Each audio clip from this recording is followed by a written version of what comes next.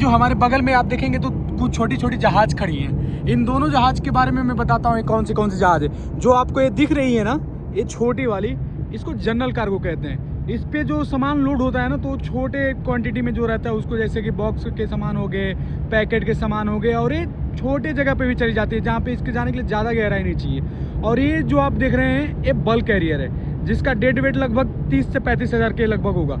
और इसमें जो लोड होता है ना, वो फर्टिलाइजर होता है, गेहूँ होता है, कोल हो गए, आयरन हो गए, ये सब इसमें लोड होता है। और इसके लिए ड्राफ्ट थोड़ा ज़्यादा चाहिए।